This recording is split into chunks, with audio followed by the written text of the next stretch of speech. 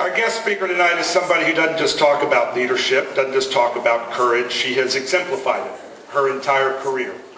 You know, politicians often talk about words like leadership and courage, and frankly, sticking a button with a stick in the State House ain't courage in my view. Folks of service in uniform like you all, many of you here tonight, are what exemplify that courage, real leadership. Lieutenant Colonel Courtney Rogers retired from the Tennessee Air National Guard after 28 years of military service. It's not unusual for her to have served as ably and as well and as courageously as she did because she came about it in her DNA. Her father was a Marine aviator. I got the opportunity just last week to go to Parris Island and see where they make Marines at Parris Island. It was the most awe-inspiring thing I've ever experienced to see young men and women step into yellow footprints and 70 days later come out as Marines that will serve our nation and will step up into the worst firefights to get between the bad guys and us every time they're called to duty. They've been doing it for 200 years. Her father was a Marine aviator. He had the distinction of piloting Marine One for 3 presidents, Eisenhower, Kennedy, and Johnson. He was killed in action in Vietnam in 1968, the same year that my dad was there in the Air Force. She continued the tradition of military service in her family and was commissioned to the United States Air Force after graduating from the University of Southern California with a degree in international relations and Soviet studies. She served on active duty with the Strategic Air Command. Later in Korea, she worked as a nuclear advisor aboard the EC-135 Looking Glass. She was the targeting officer on the ground. You heard me say she and on the ground, right? Combat role for Courtney Rogers. She was on the ground during Operation Just Cause in Panama, having the opportunity to help remove dictator Manuel Noriega. For her work there and throughout South America, she was named the United States Air Force Targeting Officer of the Year. Her last active duty assignment was helping build the first operational targeting cell in the region for Desert Storm. Now, not to sit back in an office, getting it done on the front lines. After her first daughter was born, she and her husband Mike got out of active duty. She transferred to the Tennessee Air National Guard and has been active in the Guard until recently. Her final assignment with the Guard was as the 118th Airlift Wing Inspector General, making sure that things are done right. Again, when you listen to that track record, it makes you wonder why we can't find more people like that to seek public office, which she is now doing as a candidate for the State House in Sumner County. She and her husband, Mike, and their 3 children, Aaron, Kellen, and Michael, now reside in Sumner County. I urge you to give a huge Robertson County welcome to Courtney Rogers.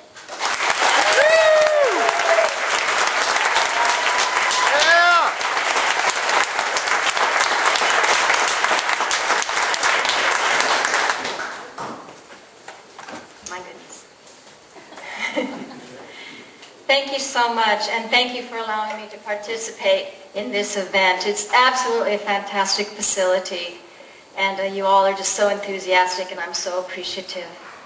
I've been asked a lot lately, why do I speak, and how did I start? And really, I've just been walking through doors, but I can give a lot of credit to one man for pushing me into the public square. That would be Obama. He really upset me when he categorized me, my husband, and every veteran that stood up tonight as a potential terrorist threat. And I sat on that for a while and I said, okay, be open-minded, put the shoe on the other foot, and now I understand why. Because every veteran has been trained by the finest military in the world. And we have taken an oath to protect and defend the Constitution of the United States against all enemies, foreign or any combination thereof. And you know, this upset me so much. Now I am retired military, I'm female, that means I really like shiny things. I like metals, I like diamonds, I like jewelry. And so in my mind, and if anybody thinks of a way to make this actually happen, I designed a set of badges. And so I want you guys to play along with me. Badges, one for every Homeland Security list that I could get on. So raise your hands if you qualify for a badge. Veterans. Right to life. Gun owners. Permit holders. Very good. And if you read the Wall Street Journal yesterday, if you give Romney any money, you get on another special Obama list. Now tonight, by going through history, I want to take you on a rediscovery of your leadership, of your liberty. And also by looking at recent events, make you understand why liberty is so important. On the 30th of May in 1638, the Reverend Thomas Hooker declared to the General Assembly, the Court Assembly in the colony of Connecticut, that God hath given us liberty to take it. In 1776, our founders did not ask King George III, please give us our liberty. They took it because it was theirs. And then they took responsibility for it. And this we must do today. Tonight I am not going to be politically correct. I am going to violate the rules of polite conversation. Because political correctness is a language unfit for a free people.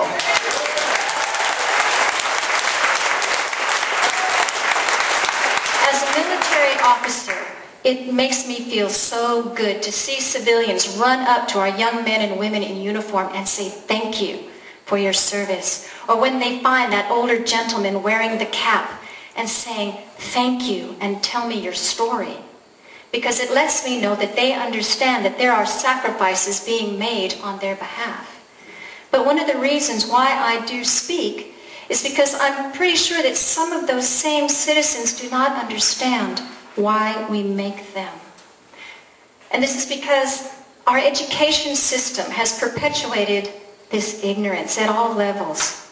They present totalitarianism as a mere alternative to republicanism and the free market economy. It's as if your choice in governments could be as mundane as milkshake flavor. Communism could be chocolate, fascism could be strawberry, and republicanism can be vanilla. It just doesn't make a difference. But it does make a difference.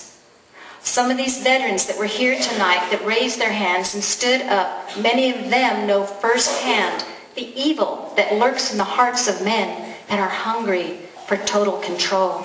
And there are new names popping up all over the world. But one name that is a concern to us as Americans is Barack Hussein Obama. He joins a special cadre of men that are arrogant, anti-Christian, anti-Jewish, anti-American, cunning, and yet ignorant because they crave total control even though it is against human nature and with it brings complete misery. The cost to reinforce the maintenance of the world that Obama wishes to create is beyond belief. It's beyond comprehension, and we have seen it before. The combination of such leaders such as, Chiang Kai-shek, Mao Zedong, Adolf Hitler, Pol Pot, Kim Il-sung, Kim Jong-il, Ho Chi Minh, Baby Doc, Noriega, it lists go on and on and on. And these men seeking control and those trying to push jihad are responsible for over, this is a huge number, 500 million deaths. These deaths were committed at the hands of men born just as naked, just as helpless as you or I. But where did their authority come from? Ignorance gave them their authority. Have you ever asked yourselves why Christians and Jews are always persecuted by regimes such as these? The answer is quite simple. Because it is difficult to subjugate a people that recognize no man as the supreme authority in their lives. It is difficult to subjugate a people that believe that all men are created equal in the eyes of our Creator, of our God. It was this belief that the separatists brought out of the persecution of England and planted in this land. It was this belief that led our founders to reject the divine right of kings and reject the abuses of King George III. And it was this belief that created the greatest constitution, the first constitution in the world, that respected the equality of man. And it was this belief that created the greatest nation, because we were free to live our lives, raise our families, conduct our business without fear of governmental interference. Today, we must all reclaim our independence, for our nation is under siege from within. For 60 or so years, we have had men and women in some of the highest positions of the land with completely totalitarian and secular, progressive ambitions. But some of the greatest blows that they have taken against our nation actually happened back in 1962 and 1963. It is amazing to me that just about the time that Reverend Martin Luther King brought an end to segregation, that our Supreme Courts rejected the use of the Bible and prayer in our schools, eliminating the very way that all of our people could learn of their equality, learn how to live together, and how to govern themselves. And then to exacerbate the problem, the influence of religion has been removed from our textbooks. So history is only based on economics. All wars are to feed the evils of capitalism, not to fight world hegemony, not to fight genocide, and not in defense of freedom. And therefore, liberty's children are ignorant. Thomas Jefferson warned that a nation that wishes to remain ignorant and free wants what never was and never will be. Our founders were so concerned about ignorance that in the Northwest Ordinance, they directed that education should include religion, morality, and knowledge, because it was necessary to raise good citizens, for good government, and for the happiness of mankind. But despite these warnings, ignorance has been laid upon us and has paved the way for the most intrusive, most controlling government in the history of our nation, save for the days of overt slavery. Today, we have leaders so morally bankrupt that in the halls of Congress, they mock the Word of God and our Constitution, the same Constitution that many of these veterans and all veterans have risked their lives to protect. So what is the result of this arrogance? I have just a few examples. One I use a lot, I don't know if you remember, is the case of young Darian Albert. He was the American of African descent, a young man that was bludgeoned to death in the streets of Chicago a few years ago. He was a symbol of America's promise that you could make your way up no matter where you came from. Yet he was killed in the street. And the leaders of the community wrung their hands and said, "How can this happen?" Well, the founders said education was to be more than just 2 + 2. It was to include integrity and morality and virtue. But the forced secularization of our schools and the lack of patriotism in the classroom has left these children behind. They have been left behind with no God in which to believe and no nation to which to belong. They've been left behind with no respect for themselves, no respect for mankind, and no hope. That is what happened in Chicago, and that is what is happening all over the world today.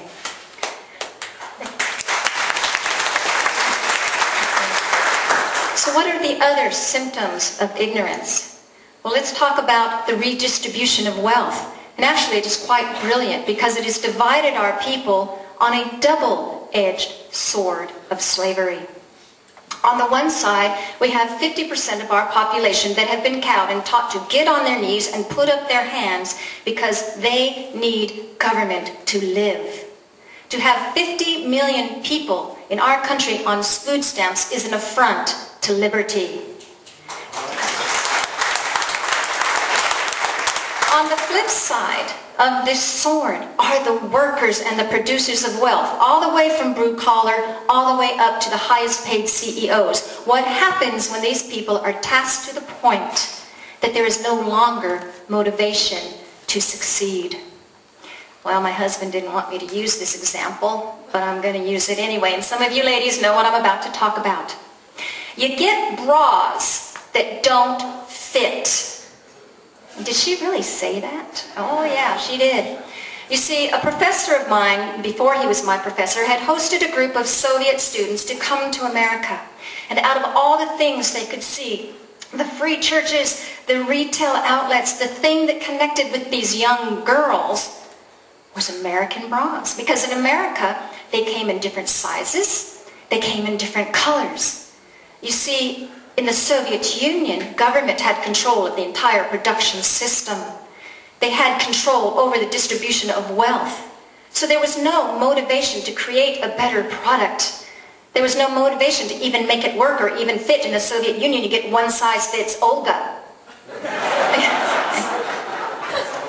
That's what happens under totalitarian control of your economy. You know, while I've been speaking pretty much all over the state and across some of our other states, I have run into women that are so afraid they are actually depressed. They don't even turn on their televisions because they're afraid with what they are going to be hit with next by government. Our elderly are afraid for their grandchildren, and many are dying, mourning for their country. Our people are afraid, and they do not know how to effectively respond. For me to retire from 28 years of military service to find my own people afraid of their government lit a flame sometimes that is so great that I cannot even breathe.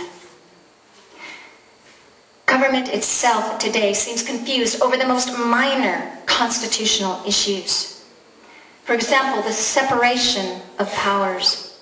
All three branches of government must be accountable to the people. Even our state Supreme Court. Government is confused by the idea that all men are created equal. In their haste to give special favor to groups so they in turn get their favor over ridiculous characteristics, how they have sex, their skin color, their weight in some cases. It is absurd, and when they do that, government destroys equality. Now, for me, though, that might not necessarily be a bad thing. As a Hawaiian Norwegian, you know, I'm not really a minority. I'm an endangered species.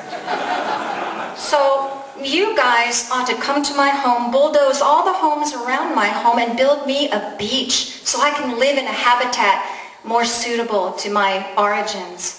And then if anybody should say anything ugly about me doing that, they should be tried for hate crimes. Because I'm more equal than you are. All right. Government is mystified by the concept of inalienable rights. The right to defend yourself, the right to life, the right to free speech, the right to worship. Government needs to learn the meaning of inalienable rights.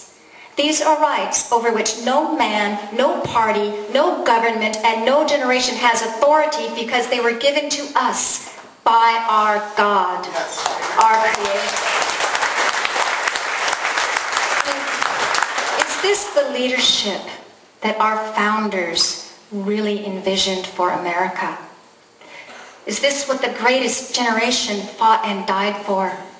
Would they even recognize our government today? We as conservatives and as Republicans must have a better vision for America. Imagine an America where our most basic beliefs and traditions are taught and celebrated with joy. Happy Thanksgiving, Merry Christmas, Happy Hanukkah, Happy Independence Day.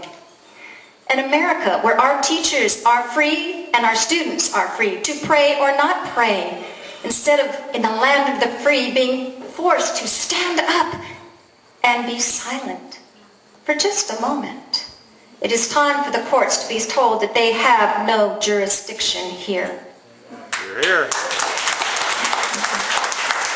An America where diversity is celebrated, but where unity is held sacred, and we are proclaimed as one nation under God. Imagine in America if we all take personal responsibility and learn of the concepts of liberty and teach it to our children in our homes, in our churches, and throughout the public square. Government schools can catch up later, but today is Independence Day. An America where freedom of thought is upheld and there is no tolerance for forced conversions of any kind to secularism, to Christianity, or Islam. We are independent and we know the word I. An America where family is considered the most important civic institution in the land and government is considered a poor substitute. And in an America where politicians that are seeking power are replaced by politicians seeking wisdom and truth and solutions. Vote for Independence Day. Moses did not lead the Hebrews out of Egypt. Jesus Christ did not die upon the cross. Our founding fathers did not risk their lives, their fortunes, and their families. Abraham Lincoln did not bring this nation to war. Martin Luther King did not march. And every veteran in the history of this nation did not fight and die for us to lay down and give up our freedom. Yeah. God hath given us liberty to take it. God bless each and every one of you. God bless America, and God bless the state of Tennessee. Thank you so much.